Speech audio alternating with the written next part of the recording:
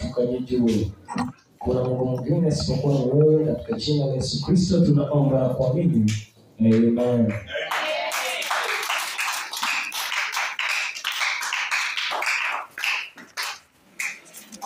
Kichwa cha kile ambacho tunaenda kuongea leo ni kuhusu madhabahu ya Agano Jipya. Amen. Madhabahu ya Agano Jipya. Sababu tunapata mafundisho madhabahu tofauti. Lakini leo tunataka kuangalia madhabahu kulingana na maandiko. Ili katika Agano Jipya, sisi watu wa Agano Jipya, sisi watu wa neema, sisi watu ambao tulikombolewa, sisi watu ambao tuko baada ya Yesu Kristo kufa msalabani, tuweze kujua madhabahu ni nini katika kizazi chetu. Amen. Fungua kitabu cha Ufunuo. Ufunuo 2.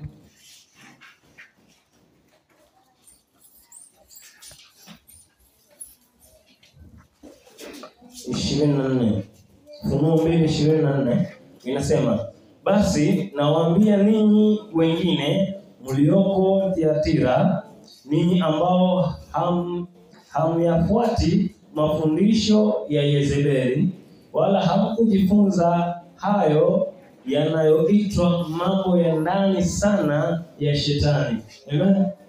Kuna mambo ya ndani sana ya shetani. Sasa wakati watu wanapofundisha kuhusu madhabahu, kile wanachofundisha kweli hawafundishi kulingana na maandiko, bali wanafundisha mambo ya ndani ya shetani. Ndio maana watu wanaofundisha madhabahu wanaongea kuhusu mapepo, wanaongea kuhusu laana, wanaongea kuhusu. Sasa watu wa Mungu bali wakuongelesha kuhusu Kristo Yesu, wanaongelesha kuhusu mapepo, kuhusu laana, kuhusu sadaka ambayo inafaa utoe iwe nzito kushinda ile sadaka ambayo sijui nani walienda wakatoa kwa ajili yako. Wanaongea kuhusu kuzimu, mizimu, sijui walienda wapi wakaongea. Sasa wanapofundisha madhabahu, wanafundisha kulingana mambo ya ndani sana ya shetani. Ndio maana wanajua mpaka majina ya mapepo. Sijui walitoa wapi majina ya mapepo. Hayo wanaitwa mafundisho ambayo ni ndani sana ya shetani. Walijuaje majina ya mapepo? Sasa leo hii tunataka kufundisha kulingana na maandiko ili tuweze kujua katika Agano Jipya madhabahu ya Agano Jipya ni gani na ni nini. Amen. Katika Agano la Kale, madhabahu ilikuwa ni mahali pa kutolea sadaka. Mahali pa kutolea sadaka ilikuwa madhabahu, watu wanajenga wanatoa sadaka. Sawa.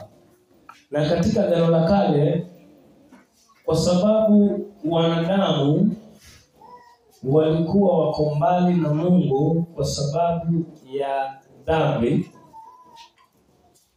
kwa hivyo kupitia madhabahu na ile sadaka iliyo pale ilikuwa inamfanya Mungu ashuke, ama aje ajibu, ama aje aongee. Sasa kwa hivyo ilikuwa ni mahali ambapo kwa sababu ile umbali wa mwanadamu na Mungu, kule kutopatana na kusikizana kwa mwanadamu na Mungu kwa sababu ya dhambi. Maana Yesu Kristo alikuwa hajakuja akafa msalabani dhambi ikaondolewa. Kwa hivyo wanadamu walikuwa wana dhambi zao. Mungu na dhambi hawasikizani, hawawezi patana, Mungu na shetani. Kwa hivyo Mungu alikuwa mbali na wanadamu. Sasa kwa njia ambayo ilikuwa wanaweza itumia wanadamu ili kuweza kumkaribisha Mungu kwa mambo yao, ama kuongea naye, ama kumuita, ama chochote kile walikokuwa wanataka, ilibidi watengeneze madhabahu, alafu waitolee sadaka. Ile sadaka ili atashuka Mungu afanye kile ambacho alikuwa anafanya. Kwa hivyo, kwa lugha tu fupi ya maana madhabahu katika Agano la Kale, madhabahu ni mahali panapokutanisha Mungu na mwanadamu kupitia sadaka. huo ni ufunuo, ni kueleza kulingana na Agano la Kale. Mungu na wanadamu wanakutana kupitia sadaka. Mwale sadaka ikitolewa pale kwenye madhabahu, ilikuwa Mungu anashuka. Amen. Hiyo ni kulingana na Agano la Kale. Sasa tunataka tuangalie madhabahu kulingana na Agano Jipya, kama kichwa chetu, madhabahu ya Agano Jipya. Amen. Tusome katika kitabu cha Waebrania 11.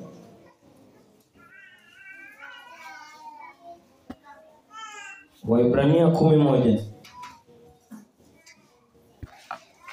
Nitasoma. Sheria ni kivuli tu cha mambo mema yajayo. Amen. Kwa hivyo sheria ni vile vitabu vya Musa, Torati. Kwa hivyo yale mambo yaliyoandikwa pale ilikuwa ni kivuli cha mambo mema ambayo yajayo.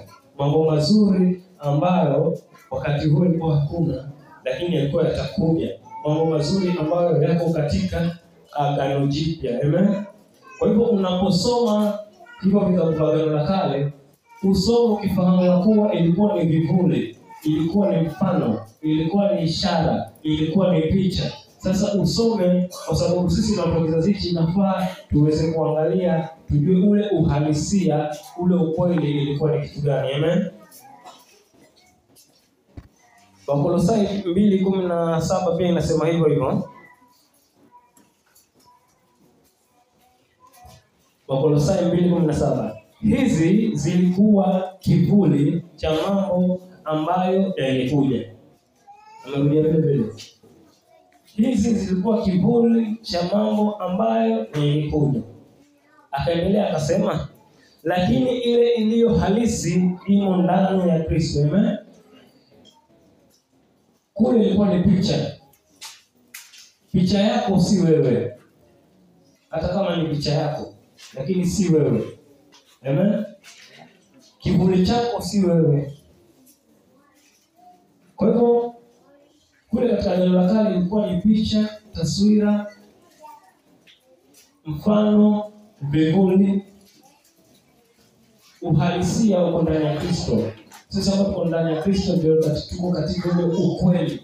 Tunaishi kwa kile ukweli. Kwa hivyo kama madhabahu ni picha, ni mfano, ni kivuli katika Agano la Kale, katika Agano Jipya, je, madhabahu ni nini? Amen. Madhabahu ni kivuli, mfano, ishara, picha ya mambo katika Agano Jipya. Amen. Sasa tuangalie jinsi watu wa Agano la Kale walikuwa wakitengeneza ile madhabahu ili tuweze kuweza kujua ya kuwa ndani ya kizazi hiki chetu inamaanisha nini. Amen.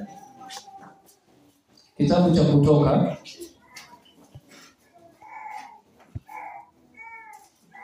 Kutoka 20:25. Kutoka 20:25 inasema, ikiwa unanitengenezea madhabahu ya mawe, usijenge kwa mawe ya kuchonga, maana mkitumia chombo cha kuchongea utaitia unajisi. Amen. Kwa hivyo kitu cha kwanza ambacho tumejua kuwa madhabahu ilikuwa ikitengenezwa kupitia mawe. Walikuwa wakipanga mawe. Amen. Ilikuwa ikitengenezwa kupitia mawe. Ndio kitu kinaitwa madhabahu. Madhabahu ni mawe yamepangwa mpaka pakawa juu. Amen. Kuthibitisha hivyo tunasoma pia Yoshua 8:31. Yoshua 8:31 inasema, kama Musa mtumishi wa Bwana alivyokuwa ameamuru wa Israeli. Ili kwa ufupi, mtu yote anapotaka kutengeneza madhabahu alikuwa anaangalia kulingana na vitabu vya sheria, jinsi ambavyo Musa alikuwa ameeleza.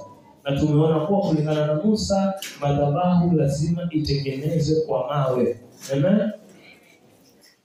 akaijenga sawasawa na ilivyoandikwa katika kitabu cha sheria ya Musa, madhabahu ya mawe yasiyochongwa, ambayo juu yake hakuna chombo cha chuma kilichotumika hapo juu yake. Wakamtolea Bwana sadaka za kuteketezwa na kutoa sadaka za imani. Amen.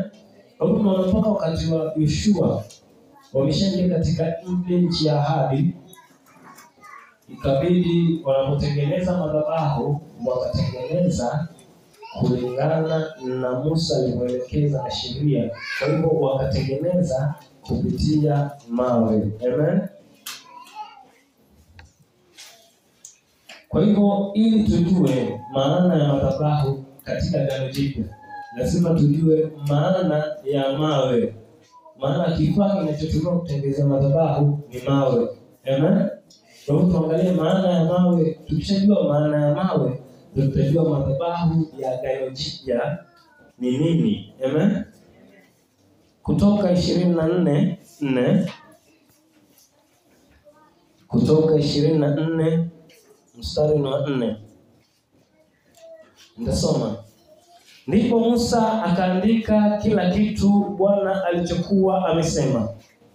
Akaamka kesho yake asubuhi na mapema na kujenga madhabahu chini ya mlima na kusimamisha nguzo 12 za mawe kuwakilisha makabila 12 ya Israeli. Amen. Kwa hivyo alijenga madhabahu kutumia mawe 12 kuwakilisha yale makabila 12 ya Israeli.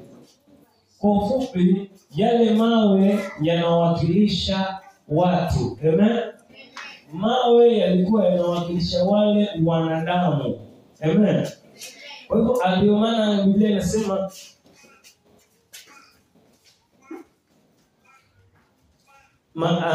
asubuhi na mapema akajenga madhabahu chini ya mlima na kusimamisha nguzo 12 za mawe kuwakilisha makabila 12 ya Israeli. Amen. Kwa urahisi tu, yale mawe yalikuwa yakipangwa pale, yale mawe yalikuwa yanawakilisha watu, wale wanadamu. Amen. Bali wao wanadamu wale pale, yale mawe yaliwakilisha wale. Na kama tulivyoona ndani ya Agano la Kale, ni ishara, vivuli, mifano na picha. Kwa hivyo yale mawe yalikuwa picha ya wale watu, wana wa Israeli. Amen. Kwa hivyo ile madhabahu ambayo ilikuwa imejengwa pale ilikuwa ni ishara ya wanadamu. Amen.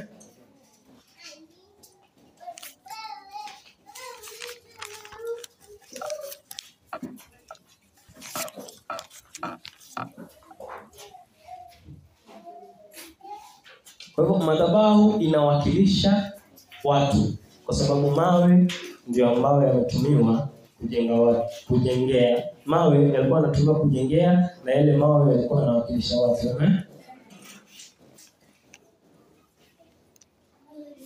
Pia tutaona wakati wa Elia. Wakati wa Elia alipokuwa walikuwa wanashindana na Mungu wa kweli nani? Na mfalme yule bibi ya mfalme Yezebeli, ambaye tunasoma katika kitabu cha Ufunuo. Alikuwa amemshawishi mfalme wa Israeli mpaka akaleta miungu Baali na Maashera. Sasa tunaona pia wakati alipokuwa anathibitisha kwa Mungu wa kweli ni nani, pia alitengeneza madhabahu. Amen. Alafu yule Mungu wa kweli ndiye atakayejibu kwa moto. Kwa hivyo Baali, manabii wa Baali na Ashera na wale wa Ashera wakaimba, wakakatakata, wakaruka, wakaongea kwa ndimi, wakafanya kile kitu walichofanya. Mwisho madhabahu yabomoka pale na Mungu wao hakujibu.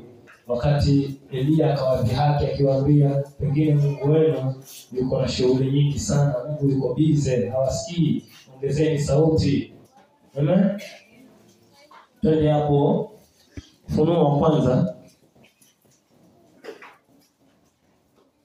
Wafalme wa kwanza 18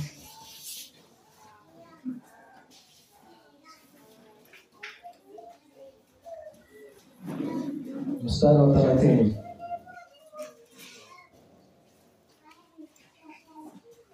Wafalme wa kwanza 18 mstari wa 30. Tusome. Kisha Elia akawaambia watu wote, songeeni karibu nami. Watu wote wakamkaribia, naye akakarabati madhabahu ya Bwana ambayo ilikuwa imevunjwa. Amen. Akakarabati madhabahu ya Bwana ambayo ilikuwa imevunjwa. 31. Elia akachukua mawe 12, moja kwa ajili ya kila kabila la wana wa Yakobo. Amen. Kwa hiyo madhabahu ilikuwa ni lazima itengenezwe kwa mawe, na yale mawe yalikuwa yanawakilisha wale wana wa Israeli. Yaani ilikuwa mawe yanawakilisha watu. Amen. Unajua maana ya wakili? Yale mawe yalikuwa pale kwa niaba ya wale watu. Amen. Kwa hivyo wale watu ndio madhabahu. Amen. Kwa hivyo katika Agano Jipya madhabahu ni wewe. Amen. Wewe ndio madhabahu. Usitishike na wale matapeli kwa sababu ya maokoto tunawaelewa. Wakisema madhabahu, sijui zile vitu ambavyo zile babu yako alifanya, mamako zikamtokea, babako zikamtokea, na wewe zinakufuata, watoto wako zinawafuata. Wengine wanasema madhabahu sijui pale mahali ambapo walienda wakutolea mizimu, sijui wakaongea nini. Wanaongea kulingana na ufunuo yale tuliona katika ufunuo kuwa mambo ya ndani ya shetani, lakini kulingana na maandiko sidhani kama kuna mtu anaweza pinga. Alitengeneza madhabahu, akachukua mawe 12 kuwakilisha makabila 12 ya Israeli. Kwa hivyo yale mawe yaliwakilisha wale watu. Amen. Yale mawe yaliwakilisha wale watu. Kwa hivyo madhabahu ni wale watu. Amen. Mwambie jirani yako, wewe ndio madhabahu ya Agano Jipya. Mwambie na sauti, wewe ndio madhabahu ya Agano Jipya. Na kama anashangaa ama hakuelewi, jiambie mwenyewe, mimi ni madhabahu ya Agano Jipya. Sema tena, mimi ni madhabahu ya Agano Jipya. Sema. Amen. Kwa hivyo madhabahu katika Agano Jipya inamaanisha wanadamu. Amen. Tutathibitisha hayo kulingana na maandiko. Kwa hivyo madhabahu ni wanadamu. Amen. Tuingia darasani. Amen. Ni rahisi kuelewa.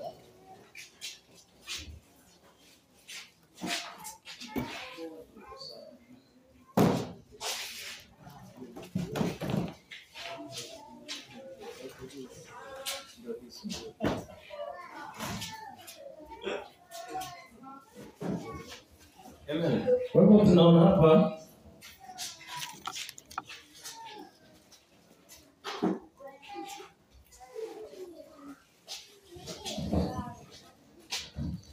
kuna hiyo madhabahu inamaanisha nini? Mawe. Na haya mawe inawakilisha nini? Watu. Nani wale ambao kwa kusikia huwa ngumu kuelewa, najua tulienda kwa kuona ni rahisi kuelewa. Kwa hivyo madhabahu yamejengwa na mawe, na yale mawe inawakilisha watu. Amen. Kwa hivyo kwa ufupi madhabahu ni watu. Amen. Sasa kile kitu ambacho kipo ni hivi. Tumeona mwanzo kuwa maana madhabahu ni katika Agano Jipya, katika Agano la Kale ilikuwa ni mahali ambapo Mungu na mwanadamu wanakutana kupitia sadaka. Amen. Katika Agano la Kale ilikuwa hapo kwenye hao madhabahu ndio huwa wanatoa sadaka. Alafu Mungu anashuka. Akishuka anawajibu kile ambacho walikuwa wanahitaji, kama ni kuongea anaongea. Kama wakati wa Samsoni, wakati malaika amemtokea akampatia Mungu mwenyewe ujumbe mama yake akaja akawaelezea bwanake kuwa malaika amenitokea, Bwana akataka naye asikie, akatengeza madhabahu, akatoa sadaka.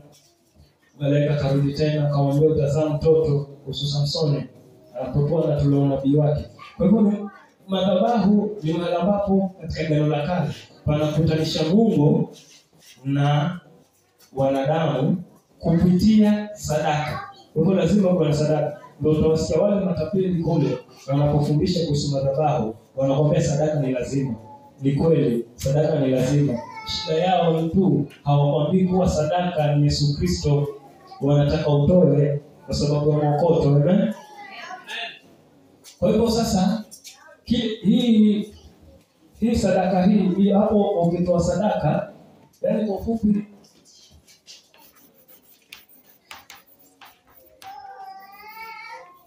Mungu plus hapa kinachokutanisha hapa ni sadaka. Alafu hapa ndio kuna wanadamu. Amen.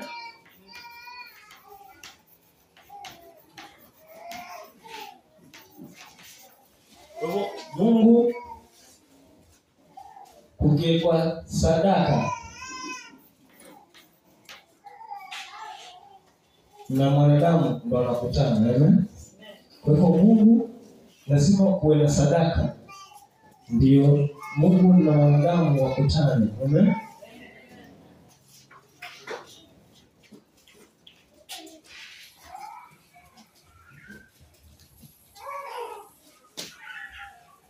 Kwa hivyo katika Agano Jipya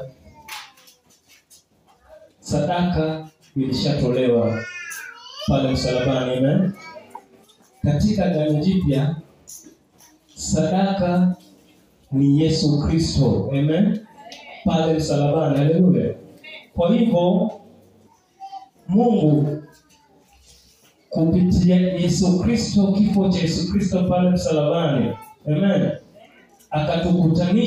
akatupatanisha sisi na nani? Na Mungu. Amen. Kwa hivyo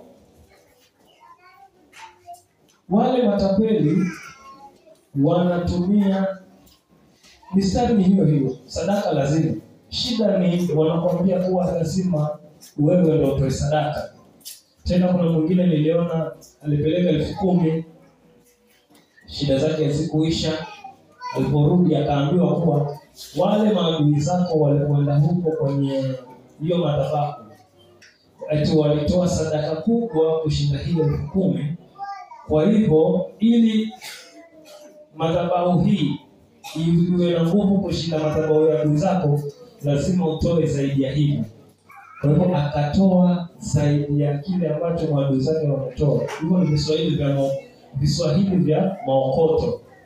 Wanaongeza kupata pesa, wanatumia hizo Viswahili ili wazidi kupata pesa. Amen. Lakini hata kuambia ukweli kuwa sadaka ya Yesu Kristo inatosha. Amen.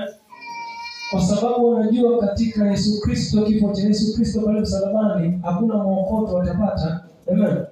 Hakuna pesa wanazotoa, kwa sababu hakuna sadaka ambayo imetolewa kwa mizimu ama popote pale inaweza kushinda kifo cha Yesu msalabani. Amen.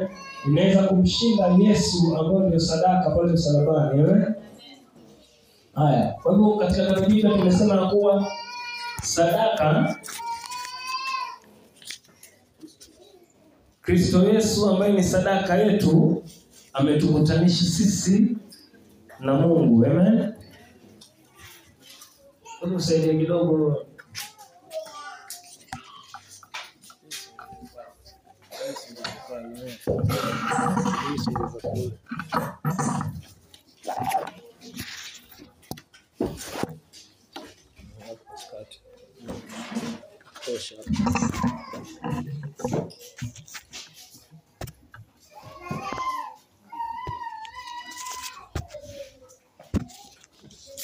Sasa tusome katika maandiko kwa Yesu Kristo ametupatanisha sisi na nani?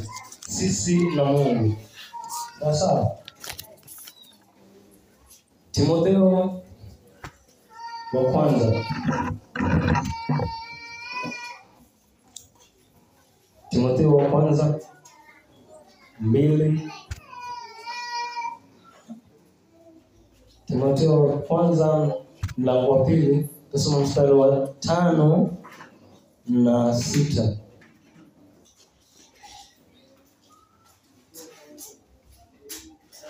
Timotheo wa kwanza mlango wa 2 tusome mstari wa 5 hadi 6. Kwa maana kuna Mungu mmoja na mpatanishi mmoja kati ya Mungu na wanadamu. Haleluya. Kwa maana kuna Mungu mmoja na mpatanishi mmoja kati ya Mungu na wanadamu. Amen. Tunaona katika Agano la Kale ilikuwa wanapatanishwa kupitia sadaka, ng'ombe, mbuzi, kondoo. Amen. Ndio inamfanya Mungu ashuke kwa sababu Mungu alikuwa yuko mbali nao. Na sisi tunaona ya kuwa katika Agano Jipya kuwa sisi ndio madhabahu wewe. Na sadaka ile ambayo imekukutanisha na Mungu ni Yesu Kristo. Amen. Yaani kwa maana kuna Mungu mmoja na mpatanishi mmoja kati ya Mungu na wanadamu. Yaani mwanadamu Kristo Yesu. Amen. Hii inamaanisha yaani mwanadamu Kristo Yesu, yaani ni Mungu ilibidi avae mwili. Amen. Aje wapi? Duniani. Ili afe msalabani achukue zile dhambi ambazo zilikuwa zinamzuia Mungu asiwe ndani yetu. Inamzuia sisi na Mungu tusipatane. Inazuia sisi na Mungu tuwe na adui, tusiwe na urafiki na Mungu. Akaja akaondoa hiyo dhambi ndani yetu. Tukahesabiwa wenye haki, tukahesabiwa watakatifu, tukahesabiwa wana wa Mungu, akarudisha ule uhusiano wetu na Mungu. Haleluya. Kwa hivyo Kristo anamwambia watakatifu katika Kristo Yesu. Amen. Kwa sababu ile dhambi ilipoondolewa ndiyo Mungu akaweza kurudi na kukaa ndani yetu. Amen. Na kufanya makao ndani yetu. Amen.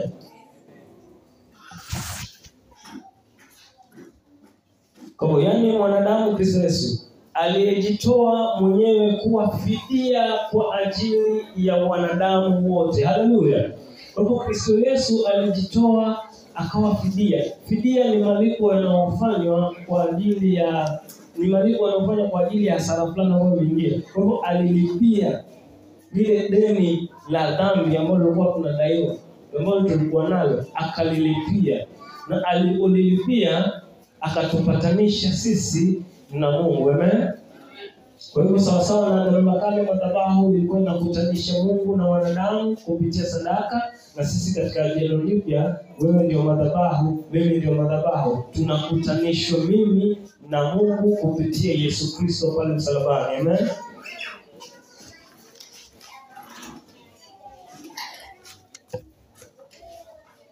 Kwa hivyo Yesu Kristo ndiye sadaka iliyotupatanisha sisi na wanadamu, iliyopatanisha sisi wanadamu na Mungu. Amen. Yesu Kristo ndiyo sadaka iliyotupatanisha sisi wanadamu na Mungu. Amen. Wakorintho wa pili pia anasema hivyo hivyo. Wakorintho wa pili 5:16. mpaka 19. Wakorintho wa pili 5 kuanzia 16 mpaka 19. Inasema hivyo, tangu sasa hatumwangalii mtu yeyote kwa mtazamo wa kibinadamu. Amen. Ingawa wakati fulani tulimwangalia Kristo kwa namna ya kibinadamu, hatumwangalii tena hivyo. 17. Kwa hiyo kama mtu akiwa ndani ya Kristo, amekuwa kiumbe kipya, ya kale yamepita, tazama yamekuwa mapya. 18. Haya yote yanatokana na Mungu ambaye ametupatanisha sisi na nafsi yake kwa njia ya Yesu Kristo. Haleluya. Bwana Yesu asifiwe. Kwa hivyo Mungu ametupatanisha sisi wanadamu na yeye kupitia Yesu Kristo. Amen. Sawasawa na watu wa Agano la Kale, ilikuwa kupitia ile sadaka wanaoitoa juu ya madhabahu ilimfanya Mungu ashuke, Mungu aje karibu na wao, Mungu awatendee, aongee ama ajibu kile kitu ambacho alikuwa anahitaji na sababu ya kutoa hiyo sadaka. Kwa hivyo sawasawa na sisi kuwa Yesu Kristo ndiyo sadaka ambayo imetupatanisha sisi na Mungu. Amen. Tapeli haizi kwambia Yesu Kristo akitaja sadaka anataka wewe ndio utoe, wewe ndio ulete nini? Ulete bahasha. Atakwambia kile atakwambia kwa sababu ya maokoto. Maana anajua akisema sadaka ni Yesu Kristo. Shida sasa ni watu wa Mungu ambao wanaambiwa hivyo. Ni kama hawana ufahamu kuwa Yesu Kristo ndio sadaka tosha. Amen. Ndio maana bado ukiambiwa ulete sadaka tuvunje madhabahu, bado wanabeba sadaka, bali wamwambie kuwa tapeli Yesu Kristo ndio sadaka tosha. Bali wamwambie ukweli kuwa Yesu Kristo ndio sadaka tosha. Maana tapeli haiwezi kuambia ukweli Yesu Kristo ndio sadaka kwa sababu ya maokoto. Ukisema Yesu Kristo ndio sadaka, hapo usitarajie kitu. Amen. Sasa hivi wapewe sadaka, Yesu Kristo ameshakamilisha mambo yote. Walipia nini sasa? Haina haja ya kulipia kwa sababu Yesu Kristo amelipa kila kitu. Amen. Kwa hivyo ametupatanisha sisi na nafsi yake kwa njia ya Yesu Kristo, na kutupatia sisi huduma ya upatanisho, kwamba Mungu alikuwa ndani ya Kristo akipatanisha ulimwengu na nafsi yake mwenyewe. Amen. Akiwa hawahesabii watu dhambi zao. Amen. Kwa hiyo ile dhambi ilipoondolewa na Yesu Kristo alipoichukua ile dhambi, Mungu akaweza kurudiana, kupatana na wanadamu, kurudiana na wanadamu, kuhusiana na wanadamu, kuwakaribia na wanadamu, na kitu kizuri ndani ya Agano Jipya akafanya makao ndani ya wanadamu. Haleluya. Kwa hivyo kile kinachokuwa kinamfanya Mungu asiwezi kukaa ndani ya wanadamu wakati wa Agano la Kale ilikuwa ni ile dhambi ndani ya wanadamu. Maana ile dhambi, harufu ya dhambi ilikuwa ndani ya wanadamu, ilikuwa Mungu hawezi kukaa ndani yao. Kwa hivyo Mungu akawaambia watengeneze madhabahu kama mfano, kama picha, kama ishara, kama kivuli cha wao, kuonyesha kuna siku ukishaweka hii sadaka sio anashuka pale kwenye ile madhabahu, kuonyesha kuwa kuna siku ndani ya kizazi kipya Yesu Kristo sadaka kuu ikishakufa msalabani na kuondoa dhambi, mimi Mungu nitashuka nikaa ndani yao. Amen.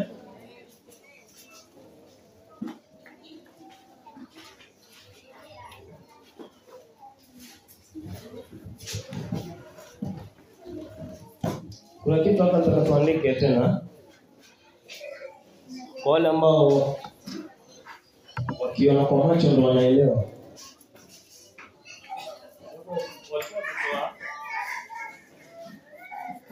Kama madhabahu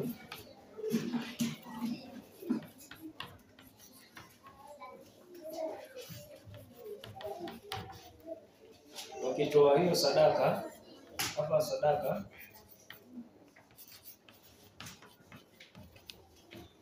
Mungu alikuwa anafanya nini kwa Agano la Kale? Mungu alikuwa anashuka.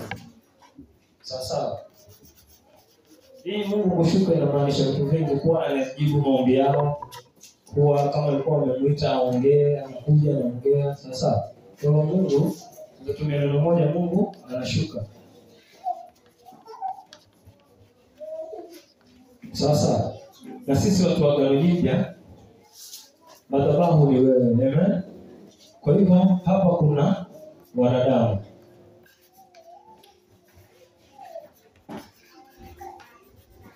Wanadamu, wewe ndio madhabahu. Amen. Sadaka yetu ni Yesu Kristo. Amen. Kwa hivyo kupitia nani? Hapa kupitia Yesu.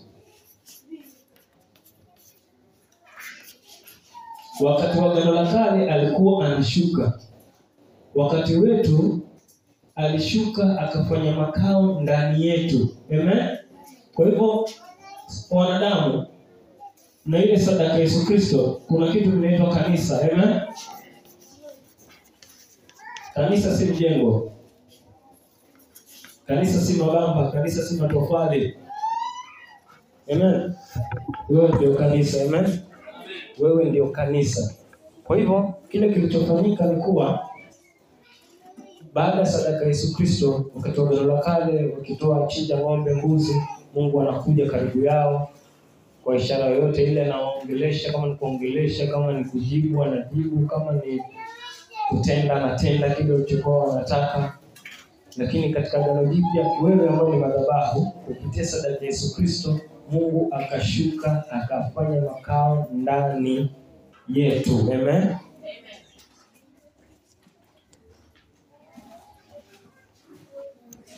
Waefeso 2:19. Waefeso 2:19.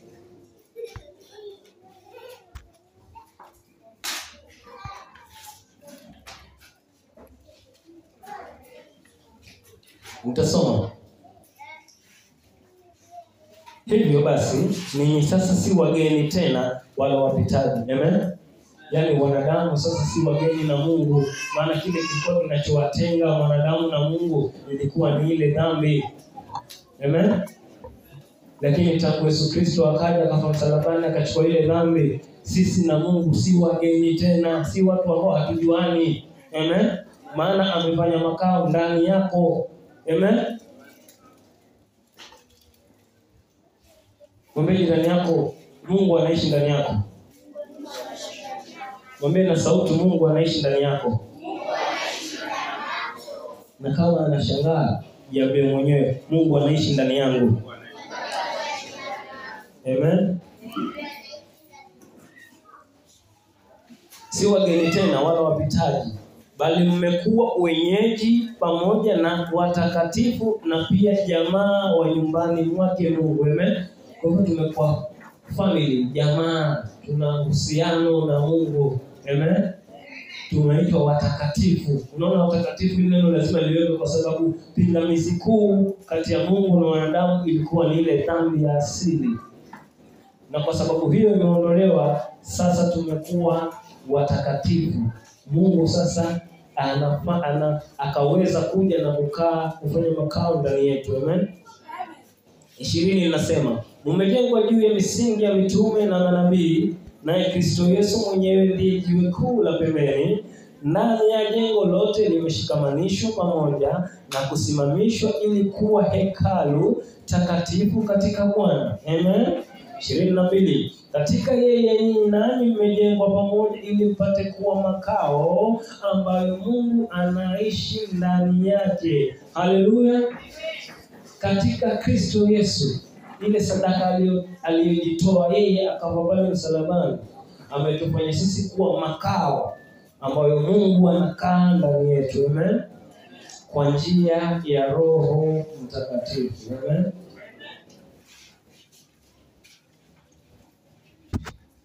Wakorintho wa kwanza 3:16 inathibitisha hivyo hivyo. 3:16 Wakorintho wa kwanza.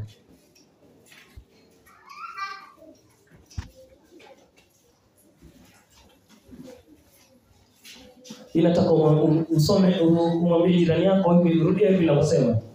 Je, haujui ya kwamba? Mwambie jirani yako, haujui. Je, haujui ya kwamba? Lazima mshangae kama hujui. Kwa hiyo unatumia je, haujui ya kwamba? Wewe ni hekalu la Mungu. Na kwamba Roho wa Mungu anakaa ndani yako. Amen. Kupitia sadaka ya Yesu Kristo, wewe ndio madhabahu ya Agano Jipya. Sadaka ile ambayo watu wa Agano la Kale walikuwa wakitoa, Mungu alitoa nayo Yesu Kristo. Na kwa sababu ya hivyo, wale walikuwa wakiwa na mahitaji yao wanatoa sadaka kwenye madhabahu ili Mungu afanye jambo ama aje. Lakini wewe, baada ya Yesu Kristo kufa msalabani, Mungu akaja akafanya makao ya kudumu ndani yetu. Amen. Sasa kuna aina ya watu wale ambao wanaamini kuwa katika ule mahali pao wanapofanya ibada. Kwa fupi, kwa lugha ambao mnaelewa, kanisani pale mbele ndio madhabahu. Ushasikia watu kama hawa? Wanaamini hapa mbele bali mchungaji anakaa ndio madhabahu. Wanaamini kuwa Mungu anashuka na hapo kwenye madhabahu.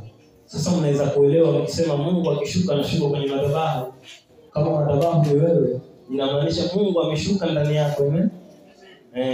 Wanaposema kuwa katika hekalu hapa mbele ndio madhabahu, nitawaonyesha kulingana na lile kanisa lilikuwa limejengwa na Solomoni na Musa, ile hema. Ndio maana wanasema kuwa mbele ya hapa mahali jukwaa hili. Hili ni jukwaa Ile jukwaa hili ukitamana siasa hapa apige siasa na itakuwa si madhabahu. Amen. Mwanzo tukisema tuigeuza habari, tukikapa kaunta, tukiweka miti yote hapa mbele. Kwa hiyo tusishike na ile jukwaa na kuheshimu sana. Kwa sababu nilipata takriban